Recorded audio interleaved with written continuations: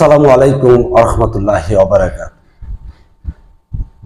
আমাদের ভারতবর্ষে, বিশেষ করে আমাদের বাংলাদেশে সরকারি রেকর্ড অনুসারে প্রায় 3 লক্ষ পীরগুরু আছেন।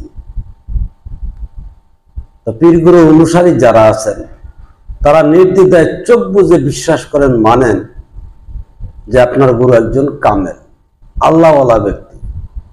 ইভেন গুরুকে আল্লাহ মানেন। যদি গুরু আল্লাহ ওয়ালা হন, তাকে আল্লাহ মানেন, তাতে কোনো দোষের কিছু নয়।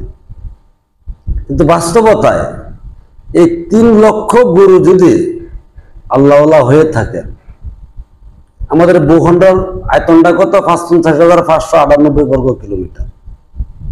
যদিও জনসংখ্যা অধিক, প্রায় 18 কোটি।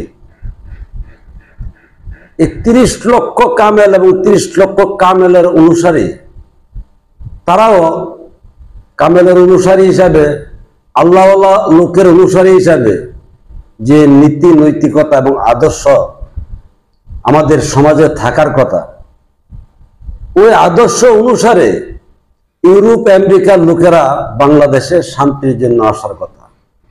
কারণ ইসলামের আল্লাহওয়ালা লোক, এত লোক পৃথিবীর আর কোনো দেশে নাই। বাস্তবতা আমরা কি পাচ্ছি? আপনারা যদি একটা কন্যা সন্তান স্কুলে দেন, দিয়ে আপনি বাসায় স্বস্তির থাকেন না, না জানি এই বাচ্চাটা কে ধরে নিয়ে যায়। রাস্তা দিয়ে যে হাঁটেন, হাতে মোবাইলটা থাকলে আপনি স্বস্তির থাকেন না, কে জানি থাপ দিয়ে মোবাইলটা নিয়ে যায়।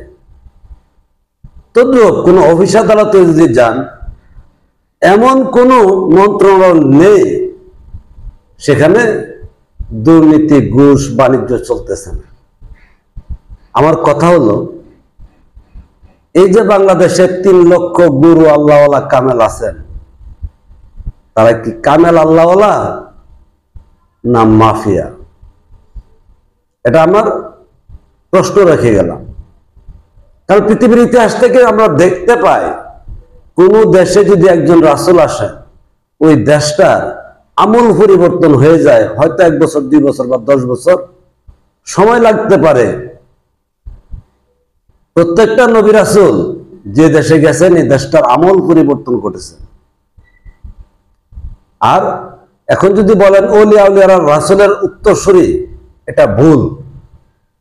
যদি কোরআন থেকে বিচার বিশ্লেষণ করেন, শুধু সূরা নিসার কথা বলে 59 নম্বর আয়াত, যেখানে নির্দেশ করেছেন আনুগত্য করো আল্লাহর, আনুগত্য করো রাসূলের, আনুগত্য করো ওলিয়া উলিয়াদের, ধারাবাহিক একই সারিতে। যেহেতু আরেক আয়াতে বলেছেন রাসূলের আনুগত্য করলে আল্লাহর আনুগত্য করা হয়, তা এটা যেহেতু একই সারিতে বলছেন, এখানে এটাও বলতে পারেন যে ওলির আনুগত্য করলে রাসূলের কিংবা আল্লাহর আনুগত্য হন, যদি আপনি কোরআন মানেন, বিশ্বাস করেন। অথচ এত অলিত রেখে আমরা এই বাঙালি জাতি একটা জায়গায় আমরা নিরাপদ না, স্বস্তির না, শান্তিতে না। তারপরেও বলবেন তারা অলি, কামেল, ফির, বুজুর্গ। আপনাদের বিবেকের কাছে প্রশ্ন, যদি অলি বলেন শান্তি কোথায়? আর অলি না বললে তাদের কি মাফিয়া বললে ভুল হবে? আজকে যদি ধরেন আমাদের এই দেশের পীরগুরুদের লক্ষ লক্ষ কোটি কোটি অনুসারী আছে, আর বাস্তবতায় ঈসা আলাইহিস সালামের মাত্র অনুসারী ছিলেন 12 জন, যিনি পৃথিবীর সর্বোচ্চ জনগোষ্ঠীর নবী। কারণ খ্রিস্টানদের নবী ঈসা আলাইহিস সালাম, তো পৃথিবীর মধ্যে খ্রিস্টানরাই সবচেয়ে বেশি সংখ্যাগরিষ্ঠ। অথচ ওনার বাস্তব জীবনে অনুসারী ছিলেন মাত্র 12 জন। তেমনি ভাবে প্রত্যেকটা নবী রাসূলের বেলায় নগণ্য লোকে অনুসারী ছিলেন। এখানেও কিন্তু প্রশ্ন থেকে যায়, তাহলে আমাদের দেশের অলিদের এত কোটি কোটি অনুসারী আসে কোথা থেকে, কেন হন? এখন কোরআন সাক্ষ্য দিচ্ছেন কি? অধিকাংশ লোক জানে না, অধিকাংশ লোক মানে না, অধিকাংশ লোক অজ্ঞ, অধিকাংশ লোক মূর্খ, অধিকাংশ লোক পথভ্রষ্ট এবং অধিকাংশ লোক জাহান্নামী। অথচ দেখেন আমার বাংলাদেশে অধিকাংশ লোকেরই পীর তারা। এখন কোরআন যদি মানেন, নির্ঘাত এগুলি স্বীকার করতে হবে। আর এই যেগুলি স্বীকার করবেন, অধিকাংশ লোক যে পথভ্রষ্ট জাহান্নামী, সেই জাহান্নামীদের গুরুই তারা, ইভেন গুরুও জাহান্নামী।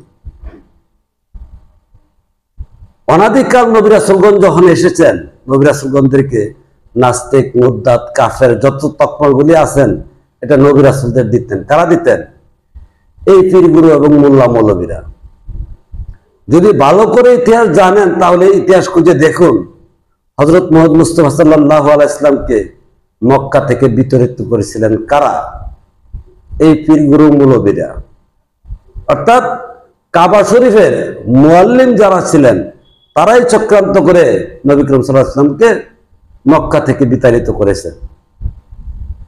সুতরাং এই যুগে আপনি শুধু নিজেকে মানুষ হিসেবে স্বীকৃতি দেন, জানি মানুষ, এ সমাজে আপনার জায়গা থাকবে না। এখন বিবেচনা আপনার, আপনি বিবেচনা করুন সত্য কোথায়।